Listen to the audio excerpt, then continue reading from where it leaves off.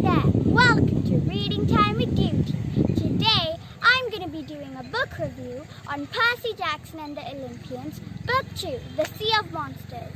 So without further ado, let's get along with the video. This book is awesome. I know I say that a lot, but really it is. It's got humor, it's gut-wrenching, it has near-death experiences, which we all love, and it's so fun.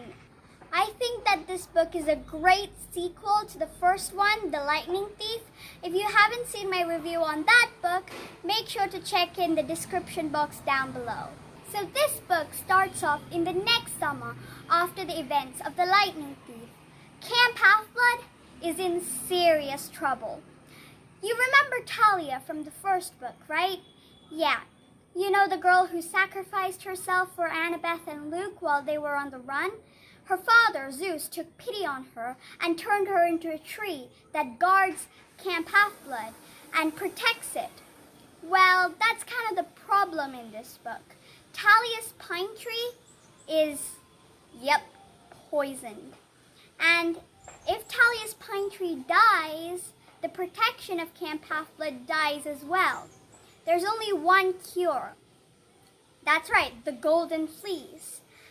But along the way, Chiron is fired because Chiron's dad is Kronos. And for that reason, everyone thinks that he poisoned Talia's pine tree, when in reality, it's Luke who revealed himself to working for Kronos in the last book. So basically, they have to go on another quest to find the Golden Fleece. But there's also another problem. And you might be thinking, hey, how can things get even worse? It does. Percy's best friend Grover is about to get married.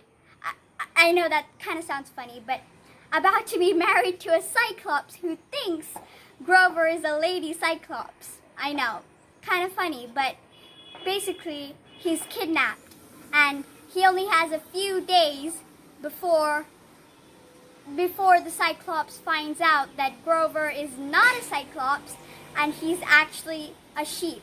And Cyclops eat sheeps. So Percy has to save his best friend as well as get the Golden Fleece. But unfortunately, Percy and Annabeth don't get the quest. The quest goes to Clarice LaRue, who's chosen by Tantalus. I don't even want to go about that guy, but he's not nice. Let's just go with that. He's not nice. And so he chooses Clarice LaRue for the quest. Percy also finds out that he has a half-brother, who's, guess what, a Cyclops. Yeah, Tyson is a baby Cyclops, and when I say baby, he's like 6 feet tall, but for Cyclops, he is small. He's actually very small.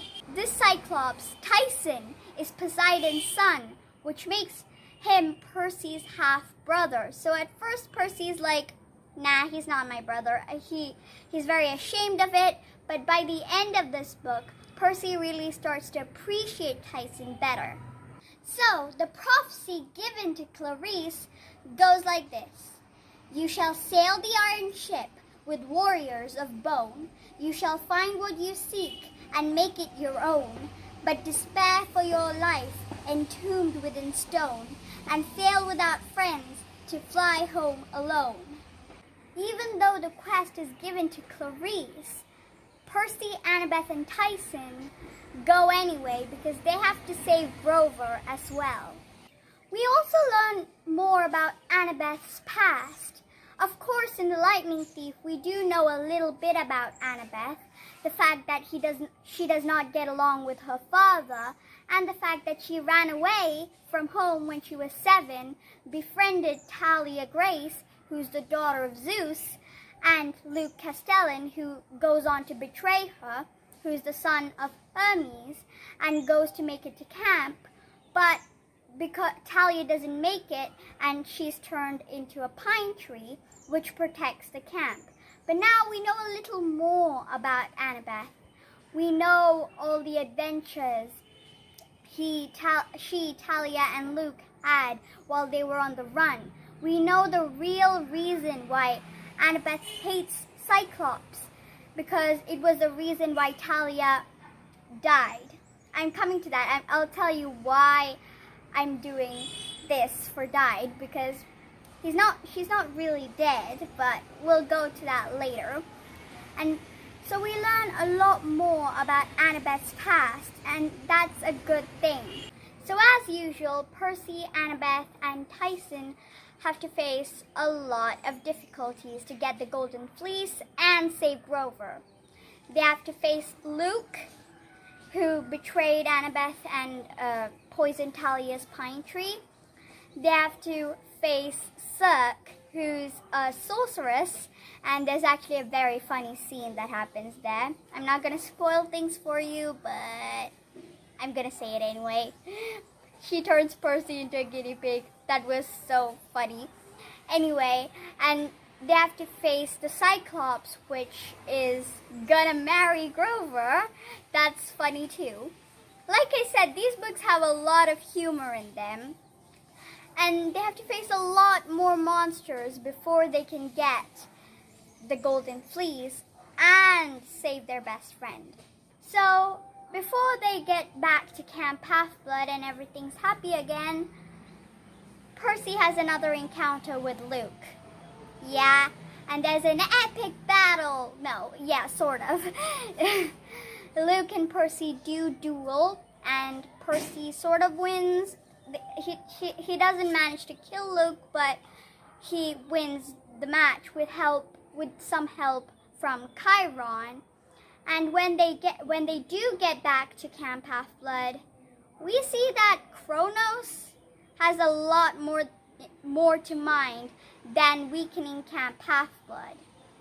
We see that he actually wants to bring another player in the prophecy.